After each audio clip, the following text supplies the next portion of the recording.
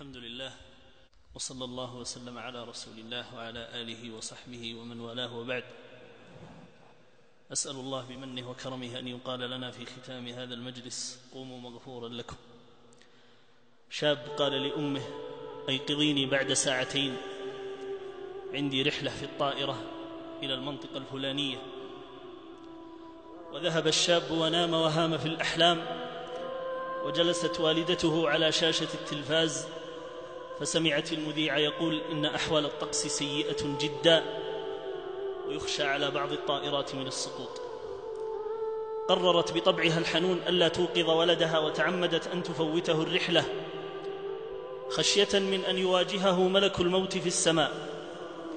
ولما تيقنت أن وقت الرحلة قد فات جاءت لتوقظه فوجدته ميتا في فراشه.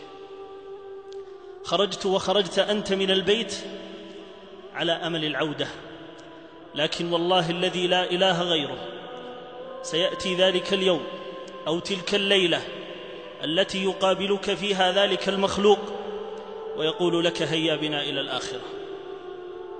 لما ولدت أنا وولدت أنت أعطينا صحائف لنملأها بما شئنا، وستنتهي تلك الفرصة لا محالة. لا بد أن تواجه نفسك بهذه الحقيقة، فوالله ربما لا تقوم من مجلسك هذا الذي أنت جالس فيه. لكي نستشعر هذا لا بد أن نتدارك أمورا. أولا، أن رب العالمين سبحانه قال عن الآخرة: طامة، فإذا جاءت الطامة الكبرى. وإذا وصف الله سبحانه شيئا فهو أصدق القائلين جل في علاه. والغفلة شبهها الله سبحانه بغطاء، فكشفنا عنك غطاءك فبصرك اليوم حديد. النقطة الثانية التي تنبهنا لهذا: استشعر التهديدات القرآنية. وإذا أردت أن تقرأ القرآن وتبكي خوفا وتبكي فرحا، فأعظم قاعدة هي أن تعلم أنك مخاطب بهذا القرآن. حينما سمعنا قوله تعالى: فمن شاء اتخذ إلى ربه، اعلم أن المخاطب أنا وأنت. إذا جاءك تهديد في القرآن قرأته فاعلم أنك مخاطب. إذا جاءك يا أيها الناس اتقوا ربكم إن زلزلة الساعة شيء عظيم، اعلم أنك مخاطب يا فلان ابن فلان. النقطة الثالثة: إذا كان أولو العزم من الرسل يوم القيامة يعتذرون عن الشفاعة ويخافون، ويجثو الصالحون والأنبياء على ركبهم خوفا من غضب رب العالمين سبحانه، فما حالي وحالك؟ اسأل نفسك هذا السؤال: ما حالي وحالك؟ ملك الموت إن واجهك بهذه الحقيقة المرة، لو كنت على معصية لن يقول لك: توقف، هيا بنا إلى الآخرة. لا والله، وكل الذين ماتوا على معصية لم يكونوا يتوقعون أن ملك الموت سيأتيهم وهم عليها، وإلا لماتوا سجدا وركعا. وأذكر شابا في حادث قلت له: قل لا إله إلا الله، وكان ينزف، فوالله قال بهذا الحرف: الله يلعنك. وكررتها عليه كثيرا بلا فائدة إلى أن رحل، غفر الله لنا وله ولجميع المسلمين. النقطة قبل الأخيرة: أين رحمة الله؟ وهل هي بعيدة من عباده؟ لا والله.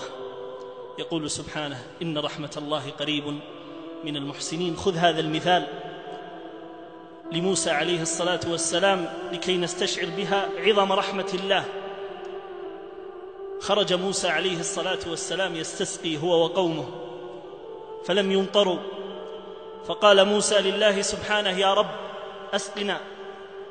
فقال رب العالمين: يا موسى معكم عبد يبارزني بالمعاصي 40 سنة. فالتفت موسى لقومه وصرخ: اخرج يا من تعصي الله، اخرج يا من تعصي الله، فلم يخرج أحد. ذلك العبد علم أنه هو المقصود، فطأطأ رأسه وبكى حياء من الله سبحانه. موسى يصرخ: اخرج اخرج، لم يخرج أحد.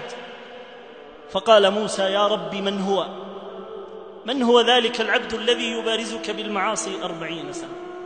انظر لرد أرحم الراحمين سبحانه. قال يا موسى أنا ما فضحته 40 سنة وهو يعصيني، كيف أفضحه بعدما تاب لي وأناب؟ أبو الحسن التهامي رحمه الله مات ولده بعدما تعلق قلبه به، فرثاه بقصيدة شهيرة منها بيتا يقول فيه: جاورت أعدائي وجاور ربه، شتان بين جواره وجواري، فرؤي في المنام أن الله غفر له بهذا البيت. رحمة الله قريبة من المحسنين. ختاما يقول الله تعالى: فاقصص القصص لعلهم يتفكرون، والقصص من جند الله. ولن آتيكم بخواتيم سيئة، لا، نريد أن نستبشر برحمة الله وفضله. خذ قصة رجل وامرأة. أما الرجل فهو شاب أعرفه، كان يتصدق ويقوم الليل ويقرأ القرآن ويطلب العلم ويكفل الأيتام ويفعل من الطاعات ما الله به عليم، لدرجة أنه يذهب إلى صلاة الجمعة قبل فجر الجمعة، ويجلس على القرآن والصلاة إلى أن تنتهي صلاة الجمعة، ثم يخرج إلى بيته. قلت له ليلة في الرياض: أرفق بنفسك، خفف على نفسك. فقال لي بهذا اللفظ، قال: أنا ما أدري متى أروح لربي، خلني أزين شيء ألقاه عند الله. هكذا العبارة. مرت الأيام وجاءني اتصال من أخيه وقال: عبد العزيز حصل له حادث وتوفي. وأنا في الطريق إلى المستشفى كنت أتساءل، أقول: كيف سيموت مثل هذا؟ كيف سيموت مثل هذا؟